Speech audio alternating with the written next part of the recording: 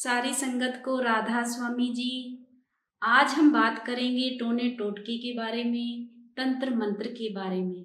हमें एक सत्संगी भाई ने वीडियो भेजी है जो हम आपके साथ भी शेयर करेंगे, आपको भी दिखाएंगे। और सत्संगी भाई ने हमें एक बात भी कही कि हमने जब सतगुरु से हम भजन सिमरन ले लेते हैं, उनकी भक्ति भी करते हैं, लेकिन घर में कभी कभी ऐसी बहुत सी अड़चनें आ जाती हैं, बहुत सी मुसीबत आ जाती हैं कि हमें बाहर जाना पड़ता है, इन तंत्रों मंत्रों में पढ़ना पड़ता है। और हम सोचते हैं कि किसी ना किसी तरीके से जो हमारे घर के हालात हैं वह ठीक हो जाएं। ऐसा क्यों होता है? तो मैंने तो सत्संगी भाई से एक ही बात कही थी कि यह जो अड़चनें आती हैं यह हमारे कर्मों का हिसाब किताब है। पर जब हम पूरे सतगुरु से भजन सिमरन ले लेते हैं, उनकी भक्ति करते हैं, तो सारी की सारी जिम्मेदारी उनकी होती है कि वह अपने बच्चों का कैसे सहारा बनेंगे और उस मुसीबत से कैसे निकालेंगे। तो सबसे पहले हम आपको यह वीडियो दिखाते हैं, उसके बाद फिर हम बात करते हैं कि क्या टोटके काम करते हैं। तो आप इसको इस तरह से समझिए कि क्या तीर से निशाना लगता है या बंदूक से निशाना लगता है? ज़रूर लगता है, लगाने वाला चाहिए। तो मैं आपको आज अपनी आप बीती सुनाता हूँ जो मेरा रियल लाइफ एक्सपीरियंस है, जो एकदम ट्रू है। तो मैं बताता हूँ कि मैं था उस वक्त 17 साल का, और ये 19 साल पुरानी बात है। मैं उस वक्त 17 साल का था और मुझे हुआ था हेपेटाइटिस बी। मुझे 10.2 हेपेटाइटिस हुआ था। 1.5 में आपकी हालत इतनी ख़राब हो जाती है और 3 और 4 के बीच में होता है तो आप मर भी सकते हैं। मुझे 10.2 हेपेटाइटिस हुआ था। अब आप सोच सकते हैं कि मेरी हालत क्या होगी उस समय। मेरा वज़न जो है 16 किलो कम हो गया था। मैं 65 का था और मेरा वज़न तकरीबन 40 के आसपास हो गया था और मरने की सी नौबत आ गई थी। तो समझ में नहीं आ रहा था क्या किया जाए। मैं दिन प्रतिदिन कमज़ोर होता जा रहा था, बहुत बुरी तरह उठ भी नहीं पाता था मैं बिस्तर से। तो एक दिन मेरे पापा मुझे लेकर गए किसी जगह पर जहाँ एक ओल्ड एज की अम्मा सी थी। वो सुबह सुबह का टाइम था, 6 बजे थे, और वो मुझे लेकर गए। मुझे मालूम है मैं किस तरह से चल कर गया। मैं बड़ी मुश्किल से चल पा रहा था, मैं चल नहीं पा रहा था। जैसे तैसे वो मुझे लेकर गए वहाँ पर। उन्होंने एक कच्चा दूध लिया था, तकरीबन 250 ग्राम कच्चा दूध था, उसमें पानी मिलाया हुआ था उतना ही। तो आधा लीटर के आसपास, 400 ग्राम या आधा लीटर उन्होंने पानी दूध मिलाया हुआ था। और तीलियाँ थी कुछ माचिस की, और गोला था, गोला जो खाने वाला होता है, नारियल वाला। तो ये 3 चीज़ें लेकर गए थे वो, क्योंकि वो जो ये ओल्ड एज थी अम्मा थी, उन्होंने बोला था ये चीज़ें लेकर आने को। तो मैं वहाँ बैठा, अम्मा ने बोला कि बैठ जाओ, और उन्होंने उस लोटे को वहाँ पर रखा, तीलियाँ उसमें डाली, उससे मेरे आसपास दूध ऐसे छिड़क दिया और कुछ मंत्र सा पढ़ा, और गोला उठाया, मंत्र सा पढ़ा। अब बोले इनको खा पी लो। तीलियाँ उन्होंने पीछे फेंक दी। और मुझे बहुत अजीब सा लग रहा था, क्योंकि मुझे विश्वास नहीं हो रहा था कि ये चीज़ें काम कर दी। मैंने मन में मुझे यही लग रहा था कि ये क्या बकवास है, क्या फालतू टाइम पास हो रहा है। तो मैंने वो दूध जो था पानी मिला हुआ वो लिया, पी लिया और गोला खा लिया। उससे पहले मेरा जो टॉयलेट था वो एकदम पीला था, हल्दी जैसी होती है कलर की, ऐसा ही मेरा टॉयलेट एकदम पीला था। भारी कमज़ोरी थी, बुखार रहता था, आइस पीली थी। आधे घंटे बाद हम घर पहुँचे। जो मैंने दूध पिया हुआ था तो मुझे बहुत ज़ोरों से टॉयलेट आई हुई थी, क्योंकि आधा लीटर मैंने दूध पिया हुआ था, पानी मिला हुआ, तो मुझे टॉयलेट है। मैं टॉयलेट गया, टॉयलेट जैसे नॉर्मली आता है, वाइट, एकदम वाइट। आप विश्वास नहीं करेंगे, 15-20 दिन से मुझे एकदम येलो टॉयलेट आ रहा था, और वही टॉयलेट एकदम वाइट हो गया सिर्फ आधे घंटे के अंदर। और जो मेरी कमज़ोरी थी वो गायब हो गई, और मैं काफ़ी अच्छे से चल फिर रहा था। उतना उतना पहले जैसा नहीं था, लेकिन एनर्जी आ गई थी मेरे अंदर। जो काम पिछले 15-20 दिन से नहीं हुआ था वो सिर्फ आधे घंटे में हो गया। जी हाँ, वो टोटका था। I was shocked. मुझे समझ नहीं आ रहा था, क्योंकि मैं ऐसी चीज़ों में विश्वास नहीं करता था पहले। तो मुझे लग रहा था कि ये क्या है। तो अब हम इस चीज़ को साइंस के तराजू पर तौलें या आध्यात्मिकता के, तो हम इसको किस तरह से समझें कि टोटका कैसे काम करता है? क्या ये साइंस है या क्या ये मिथ है? ये काम कैसे करता है? तो मैंने आपको इसीलिए बोला कि तीर से निशाना लगता है, बंदूक से भी निशाना लगता है, चूकता भी है, बस लगाने वाला चाहिए। तो टोटका काम करता है, अच्छे से करता है और बहुत ज़्यादा अच्छे से करता है और उस लेवल पे कर सकता है कि जहाँ पे सोच भी नहीं सकते हो आप, लेकिन करने वाला चाहिए। तो वो करने वाला जो होता है वो आपकी किस्मत पे और आपकी सोच समझ जानकारी पे डिपेंड करता है कि वो करने वाला, सही करने वाला आपको मिलता है कि नहीं। अगर आप बदनसीब हैं तो आप झांसा देने वालों के चक्करों में आएंगे। अगर आपकी किस्मत अच्छी है तो आप सच्चे इंसान को ढूंढेंगे जो निस्वार्थ ऐसी चीज़ें करता है।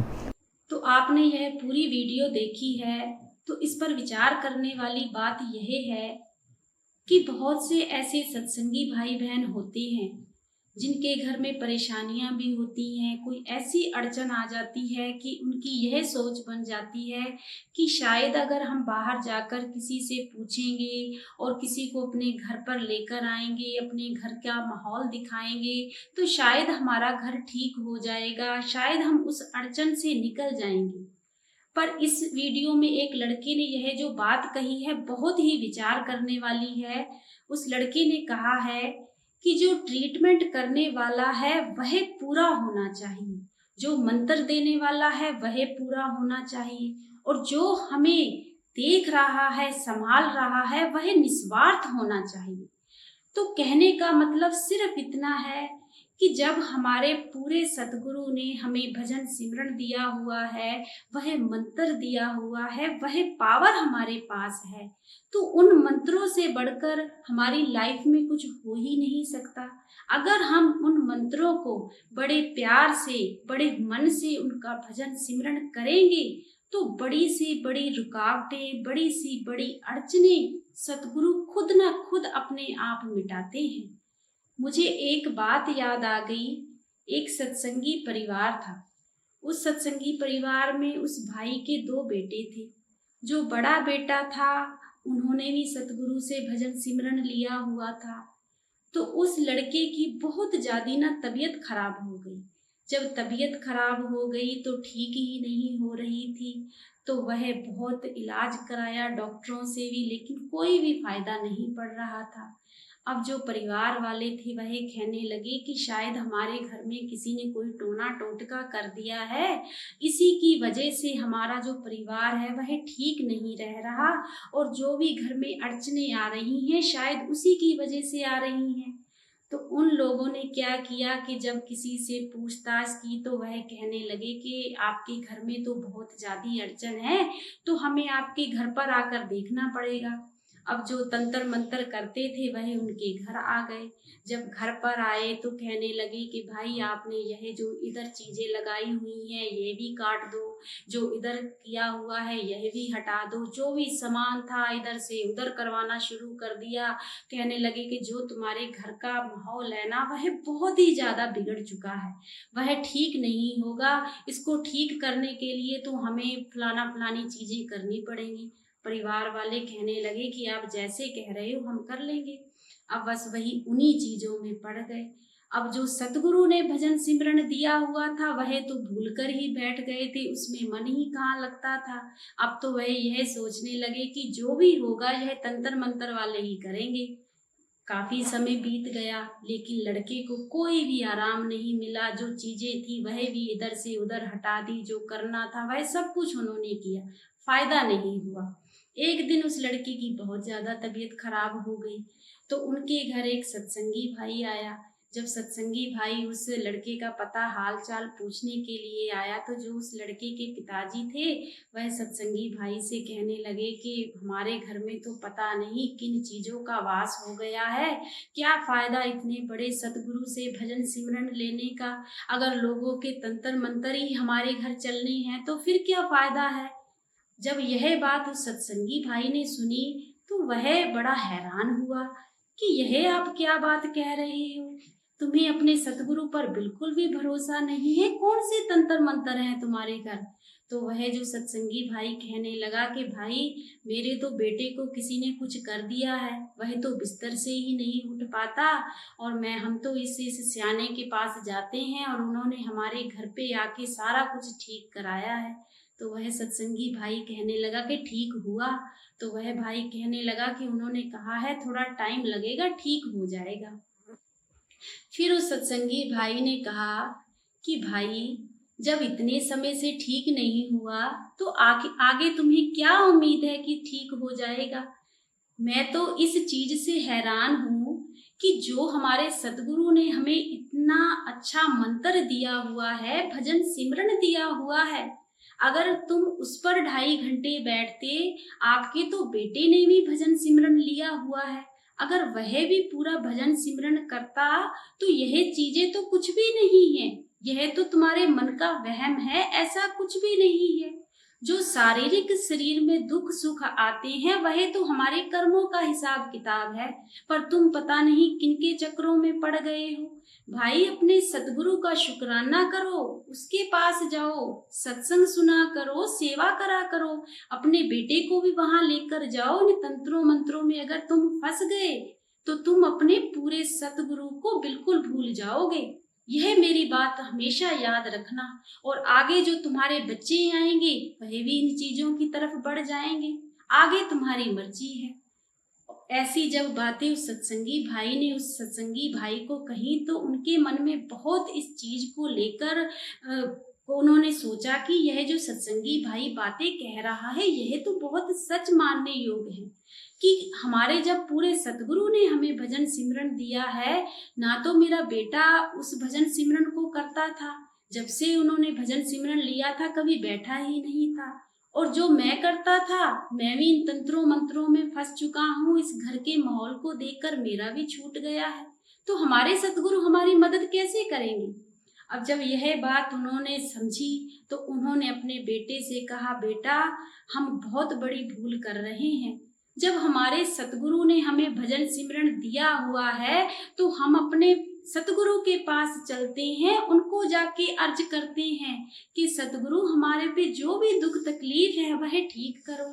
अब वह बेटा तो पहले तो कहने लगा कि नहीं पापा मैं नहीं जाऊंगा, फिर किसी तरीके से उन लोगों ने समझाया और वह लोग डेरे चले गए। जब डेरे गए वहां पर सेवा की, सत्संग सुना, तो उस भाई ने अपने सतगुरु से एक ही अरदास की कि बाबा जी मैंने आपको छोड़कर, आपका भजन सिमरन छोड़कर मैंने अपने बेटे को बचाने के लिए पता नहीं कौन कौन से तंत्र मंत्र के साथ जुड़ गया था, और पता नहीं मैं अपने घर में क्या कुछ कर रहा था जिससे हमारा भजन सिमरन भी छूट गया है। यह बेटा आपका ही है, इसको आपने ही ठीक करना है, अब आपकी जिम्मेदारी है। तो जब यह बात कही तो कुछ दिन वहां पर रहे, सेवा की, और धीरे धीरे जो उनका बेटा था वह ठीक होना शुरू हो गया। अब उस बेटे का भी भजन सिमरन अच्छा हो गया, पिताजी का भी अच्छा हो गया। तब उनकी आंखें खुली कि सच में हम भूले हुए थे, हम तो पूरे सतगुरु का भजन सिमरन लेकर उसको तो हमने छोड़ दिया और हम तंत्रों मंत्रों में पड़ चुके थे। जब हमने पूरे सतगुरु को समझा तभी हमारा सारा कुछ ठीक हुआ। तो कहने का मतलब सिर्फ इतना है कि हमें अपने सतगुरु पर भरोसा रखना चाहिए।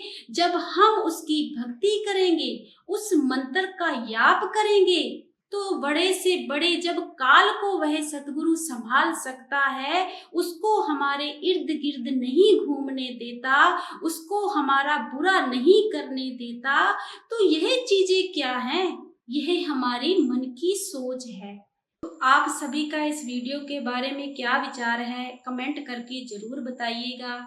और जिस सत्संगी भाई ने हमें यह वीडियो भेजी है उन भाई से भी हम यही कहेंगे कि जो हमारे सतगुरु हमें भजन सिमरन देते हैं, उस मंत्र से बढ़कर इस दुनिया में और कोई भी मंत्र नहीं है।